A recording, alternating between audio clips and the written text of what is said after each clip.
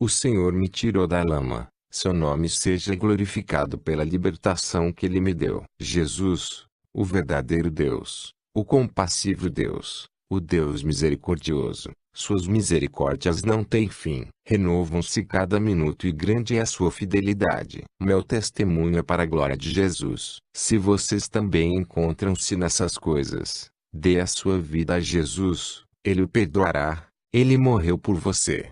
Foi açoitado, foi cuspido, colocaram uma coroa de espinhos em sua cabeça. Ele recebeu pregos em suas mãos, nos pés, uma lança em suas costelas. Tudo isso por você. Ele morreu por você. Ele veio para você e para mim. Ele me salvou, e o que Ele tem feito por mim, Ele também quer fazer isso por você. Continuando. Na terceira posição, temos os executores. Eles são quem são responsáveis pela matança. Neste ponto, gostaria de chamar a sua atenção para uma coisa. Quando os feiticeiros querem matar uma pessoa, eles primeiro começam a lançar um feitiço sobre ele ou sobre ela. Em seguida, eles roubam a sua sombra, e a morte segue não muito tempo depois disso. Quando a pessoa morre, a sua família normalmente leva seu corpo, vão enterrá-lo no cemitério e voltar para casa. E à noite, todos os feiticeiros que eclodiram a trama de assassinato se reúnem no cemitério. Isto é o que eu estava fazendo. Quando chegamos lá, nós nos reunimos ao redor da sepultura da vítima, e com o chicote de chamada, nós batemos 3 vezes. E quando atingir a sepultura, a pessoa que você enterra terá sua sombra atrás. A pessoa torna-se consciente, e é capaz de reconhecer todos os feiticeiros que o cercam. A pessoa reconhece todos. Naquele momento, mesmo se a pessoa grita, Jesus, Jesus, vem ajuda-me, garanto-vos que Jesus não virá, porque o Senhor Jesus não é Deus dos mortos, mas dos vivos. Então, enquanto você está ainda vivo, é hora de dar a sua vida a Jesus e desistir de todas as más coisas que você está fazendo, mentiras, imoralidades sexuais, fofocas etc. Porque se você morrer sem abandoná-los, Jesus não virá para ajudar você. Depois de todas estas cerimônias, levamos um ovo e esmagamos na cabeça da vítima. Então, propusemos 5 nomes de animais, e traçamos lotes. Enquanto eu puxo lotes, se ele cair sobre uma cabra, a pessoa seria transformada em um bode e executores viriam a desmembrar ele. E quando eles terminaram de fazer o corte em cima, nós criamos possessão demoníaca, para desmembrar a carne e damos às mulheres de cemitério e bruxas que, por sua vez, irão e vendê-la no mercado do mundo humano. E quando eles estão vendendo isso, há uma mão sobre as suas barracas. Esta mão é invisível, para os olhos normais humanos. Esta mão está lá no balcão para chamar as pessoas que vêm para o mercado. Então, quando você chega no mercado, esta mão te chama. E você começa a comprar coisas sujas, e leva para casa e come-os. Também tomamos os dedos de cadáveres, transformando em cigarros e vendendo. É por isso que muitas pessoas acham que é muito difícil parar de fumar, porque eles têm fumado dedos humanos sem saber isto. Nós também transformamos os dedos em grandes batatas fritas. Também tomamos as fezes de cabra e transformando-os em amendoim. Pegamos o sangue humano e transformamos em óleo de palma. E todas estas coisas eram vendidas no mercado. Levem muito a sério o que eu estou dizendo, porque é a verdade. Agora que estas coisas estão em nossos mercados, O que é que vamos comer? A Bíblia diz em 1 Coríntios 10, 25-26, coma qualquer coisa que se vendem no mercado de carne sem levantar questões de consciência, porque a terra é do Senhor, e tudo dele. O que isso significa? E se você é um filho de Deus, um verdadeiro cristão, você tem uma habitação em que Deus vive pelo seu Espírito. Quando você entra no mercado com o Espírito Santo em seu corpo, essa mão não pode te atrair. O Espírito Santo vai levar você apenas onde há coisas saudáveis. E quando você compra, e você come-os, eles não têm nenhum efeito negativo sobre você. A única maneira de ser blindado de todas essas manchas é ter Jesus Cristo. Certifique-se que você realmente ter o Senhor. O Senhor só pode levá-lo para coisas puras. Quando éramos feiticeiros, estávamos habituados a comer carne humana com fufu, comida proveniente da África. Pode acontecer que, a certa altura, alguém lhe diz: eu vi o senhor ou a senhora tal assim e assim. E você responde dizendo: não. A pessoa que você está falando já está morto e está enterrado. Mas a outra pessoa lhe diz: não, eu vi ele. O que isso significa? Significa que os feiticeiros já sacrificou-o, mas não têm comido ele ainda. Eles dariam a vítima de volta para a pessoa que o havia sacrificado e ele ou ela deve usá-lo, ou para pesca, ou nos campos, ou para caça, e durante esse tempo, ainda se pode ver a vítima. E é quando a vítima se cansa e quer acabar com ele e comer seu corpo. Mas se existem feiticeiros que querem se promover, eles não vão transformar a vítima em uma besta. Eles usam ele do jeito que ele é. Lá, há grandes vasos com água fervente dentro. E esses potes são colocados fogo de lenha. Em seguida, eles tomam a vítima e jogam na panela. A pessoa acabará por morrer. E depois disso, eles vão retirá-lo de lá e irão começar a desmembrar seu corpo. E os feiticeiros que querem ser promovidos irão comer a carne humana em seu estado normal, no estado humano. Água benta. Agora, se eles querem criar uma outra forma de posse,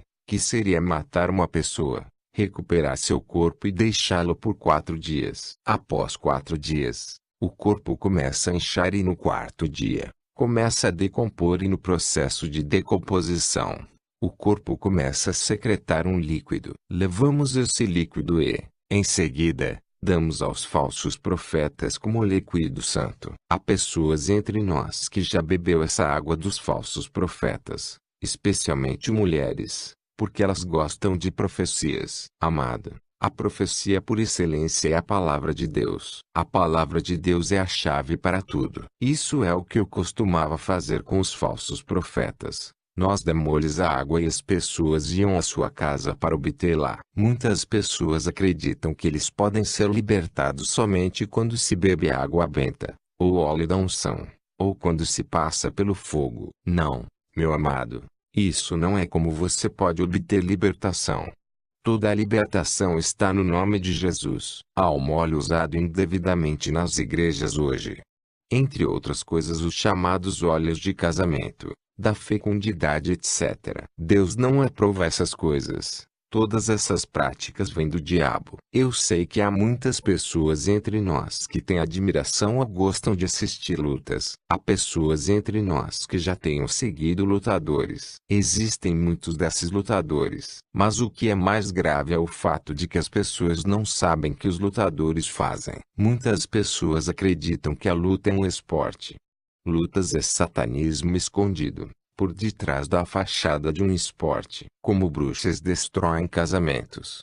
Eu gostaria de lhe dizer que há muitos feiticeiros na igreja. Peço-lhes que abandonem a sua feitiçaria. Vou explicar-lhe como feiticeiros destroem casamentos. Ninguém aqui pode dizer que nunca pediu água para beber a alguém. Se um feiticeiro quer destruir o seu casamento, a água potável que você ingerir vai ser usada como uma porta aberta para o feiticeiro chegar até você. Antes de dar-lhe a água, ele primeiro cospe no copo. Assim que você beber esta água contaminada, você já está infectado, e você começa a se comportar insolentemente e desrespeitosamente para com seu parceiro. A saliva que ele coloca na água é um suporte onde demônios vêm até você, E eles são os únicos que mudam o seu comportamento. Você começa a brigar e o resultado é o divórcio. Se você purificar essa água em nome de Jesus antes de beber, você vai cancelar estes encantamentos. É por essa razão que você deve sempre purificar tudo em nome de Jesus. Vou dar-lhe outro exemplo. Estamos aqui na África. Pessoas frequentemente vão à casa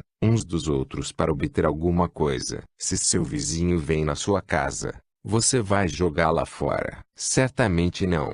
No entanto, quando você está lidando com uma bruxa, assim que ela chega na sua casa, ela segura na mão um pó chamado pó aspergilo, e este pó é invisível para os olhos normais. Enquanto a bruxa disfarça, ela abre a mão e solta. Esse pó permanece em seu lar e serve como uma porta de entrada para os demônios. Esses demônios são aqueles que incitam você a brigar, ao ponto de se divorciar. Portanto, você deve orar todo o tempo para cobrir sua casa com o fogo de Deus. Vamos voltar para a luta. Quando eu ainda estava na escola secundária, eu utilizava o nome de lutadores para me divertir com os amigos. Eu chamo a atenção dos pais. Quando você vê coisas assim, quando seus filhos começam a dar-se nomes de lutadores e jogos, não acredito que isto é apenas um jogo. Não, pois o diabo não é um jogo. Ele sempre quer tirar proveito disso.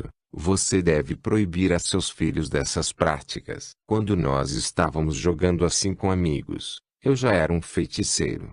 Certo dia eu aproveitei a oportunidade para ir ao encontro de um feiticeiro da cidade de Coase, na Mani Hotel. Quando cheguei lá, eu falei com ele, e falei a razão da minha visita. Depois que ele ouviu o que eu disse, ele começou a rir e disse: "Compre-me uma cerveja em primeiro lugar." Comprei-lhe uma cerveja, e no final, ele me disse: "Já que você é o único que veio por si mesmo a pedir esta força mística, você tem que trazer estes objetos que eu vou mencionar." Ele me deu a lista dos objetos para eu procurar, e eu deixei. Quando cheguei com todas essas coisas, eu voltei a vê-lo. Era quase 7h30. Quando cheguei, em vez de começar a cerimônia imediatamente, ele começou a falar comigo sobre outras coisas. Às 11h30, ele me disse novamente: "Já que você é o único que veio aqui por se buscar o poder, você vai com todos estes objetos que você trouxe para o cemitério.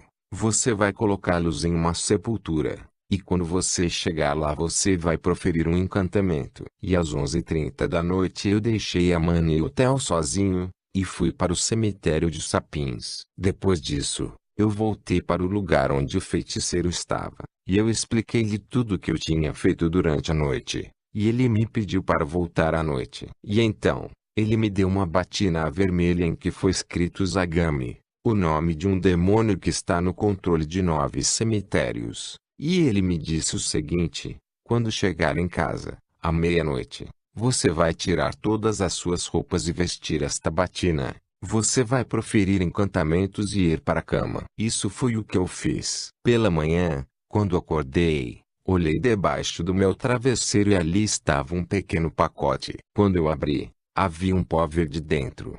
Então eu fui ver o feiticeiro no hotel. Quando cheguei lá, ele me disse isso de novo: "Já que você é aquele que veio por si mesmo para buscar poder, à noite você vai ir ao cemitério e você vai desenterrar um crânio." E à noite, eu fui lá com uma picareta, tomei a estrada que leva a Coase, parei no cemitério Catozembé. Depois que eu tinha feito o que o feiticeiro tinha me pedido no cemitério, eu voltei para ver ele. Quando lhe dei tudo o que eu tinha pegado do cemitério, ele me disse: "Agora, pegue dinheiro, molhe com o pó que você tem, e vai e jogue na estrada em 2 lugares diferentes." Eu fui agir de acordo com as suas recomendações. Um dia depois, eu voltei para ver o feiticeiro, e quando cheguei na casa dele, eu percebi que o crânio que eu tinha lhe dado estava cheio de sangue. Este sangue era das 2 pessoas que tinham pego o dinheiro que eu tinha jogado na estrada. Cuidado, meu amado, para você não vender a sua vida a um preço verdadeiramente ridículo. Há pessoas que, quando encontram dinheiro na estrada, olham para todos os lados e se eles não veem ninguém lá, eles pegam o dinheiro e colocam em sua carteira. Isto é muito perigoso. E quando o crânio estava cheio de sangue, ele deu a mim, e disse beba, e eu bebi. Então ele me disse, você vai jogar em um rio a parte restante do pó. Você vai jogar no lado do rio que é muito frequentado. E então eu fui para o rio Pólen em Colomoni. Havia muitos jovens que costumavam tomar banho lá. Também tem muitas mulheres que costumavam ir lá. E o feiticeiro também me disse isso. Quando você jogar o pó, as pessoas que se banham automaticamente entrarão em contato com os demônios. Eu fiz tudo o que ele tinha me dito. Eu salpiquei o pó no rio. 2 dias depois, 2 meninos morreram ali. Outra consequência de minha iniciação. E no dia seguinte, voltei na casa do feiticeiro, e ele me disse, hoje nós estamos para concluir a iniciação. No meu quarto, havia um pedaço de madeira com a qual ele começou a bater-me. E enquanto ele estava me batendo, eu tinha a impressão de que isso me fazia coçar. E, posteriormente, até mesmo o pedaço de madeira quebrou. Mais tarde, ele tomou uma posição de combate e me deu 4 golpes de antebraço no peito. Quando se fala em golpe antebraço em luta livre, é um grave golpe ao nível do peito. Ele me bateu 4 vezes, mas eu senti como se estivesse coçando.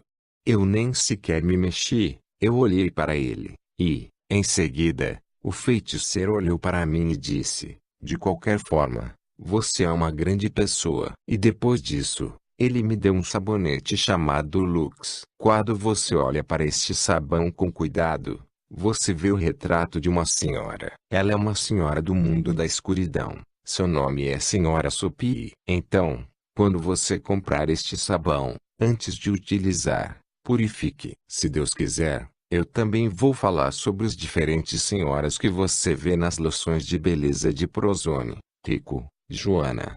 E mesmo em produtos de maquiagem vermelho, lilás.